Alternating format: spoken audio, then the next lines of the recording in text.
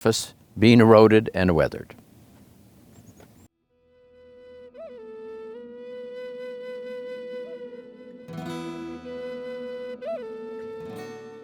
We're in the eastern Grand Canyon where you can see the three main sequences of rocks. Down in the inner part of the canyon, in the dark inner gorge, are the Precambrian metamorphic rocks and the granitic rocks. The metamorphic rocks are the dark rocks, and the granitic rocks are the pinkish layers and dikes, little thin things like that. And then sitting on top of that is the second series of rocks, and you can see these tilted rocks. That is called the Grand Canyon supergroup, and it has a number of formations in it, and groups in it actually, and which is why it's called a supergroup. And then the last sequence of rocks are the flatline Paleozoic layers. So you have the crystalline rocks in the inner gorge, you have these somewhat tilted Grand Canyon supergroup, and then you have the flatline Paleozoic rocks. The boundaries between these three different groups of rocks are really interesting in this perspective. At the bottom is the Precambrian crystalline rocks, and then you can see the lowest of the tilted Grand Canyon supergroup rocks sitting on top of it. It's kind of cream color with a little bit of green in it. And that contact is an unconformity.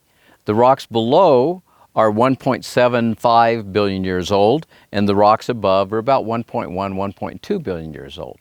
And so there is about 500 million years of Earth history that's not represented at that boundary. It's an unconformity, so that means there was erosion in there and you beveled the underlying rocks.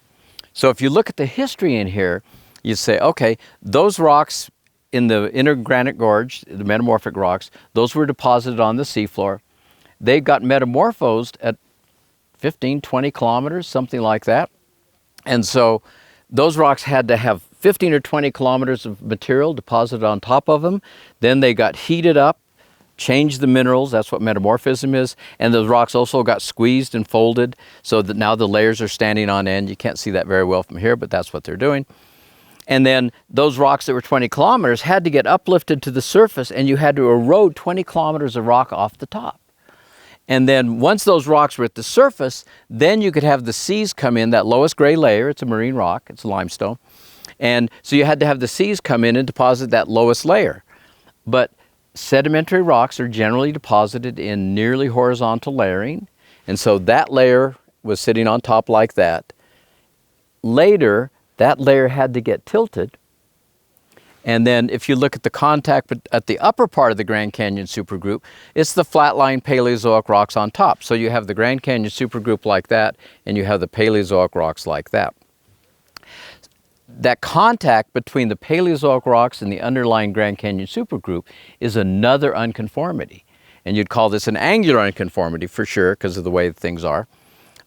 If you look at the upper contact of the Grand Canyon supergroup, those rocks are tilted, but they have flatline Paleozoic rocks on top. And so that's another unconformity, an angular unconformity, because the rocks below are tilted. And the Paleozoic rocks just came across that beveled surface. So the history in here is, for the Grand Canyon supergroup, you deposited on the Precambrian crystalline basement, you tilted it, and then you beveled it, and then the first Paleozoic seas came across the top. That contact separates rocks that are 1.1, 1.2 billion years old from rocks that are 500 and something million years old above. So there's another 500 million years of time that's not represented along that unconformity. The thing that's really wonderful about Moran Point is the two unconformities merge. So you can see the lower unconformity between the crystalline basement and the Grand Canyon supergroup is like this, and then that gets beveled across by the unconformity at the base of the Paleozoics. So this way, that unconformity has 500 million, that unconformity have 500 million. Once that other unconformity, the upper unconformity bevels across it, now you have Cambrian rocks, 500 million years old, sitting on rocks that are 1.7, and so now that unconformity represents 1.2 billion years of Earth's history that's not recorded there. It's not like nothing else happened, but at this particular place, there's no record of what happened except we had to have erosion. One of the things that this relationship tells us is the uplift, the big uplift of the Precambrian basement rocks from 20 kilometers to the surface. That actually happened before the Grand Canyon supergroup time, because it's sitting on metamorphic rocks. And so the big uplift had to happen between 1.7 and 1.2, and you brought those rocks up to the surface, and then you deposited some thickness of layers, a kilometer or two thickness of layers on top of it, and then you tilted those layers and beveled it. But those rocks had already been uplifted to the surface most of the way.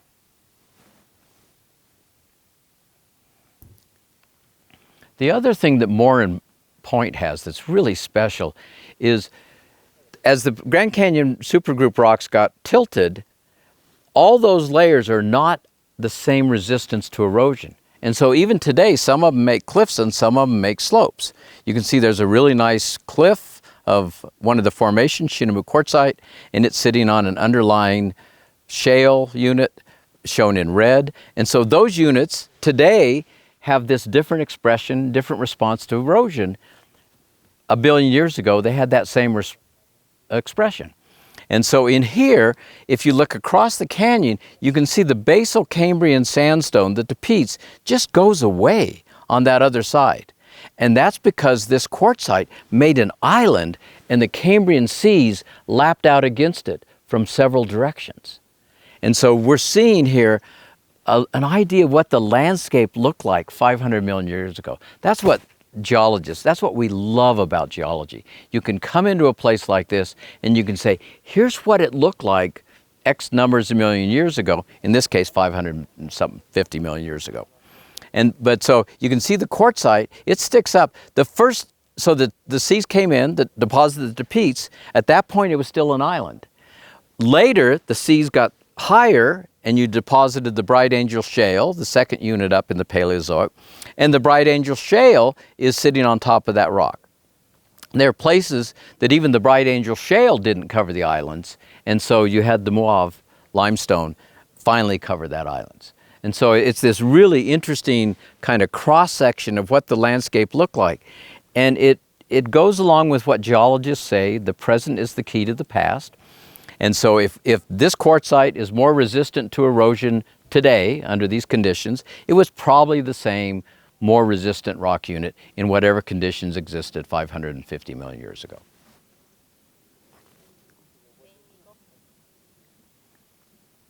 A little closer to the edge, I don't want to stand over there, so I'm not going to show you from here. We'll take a picture of it.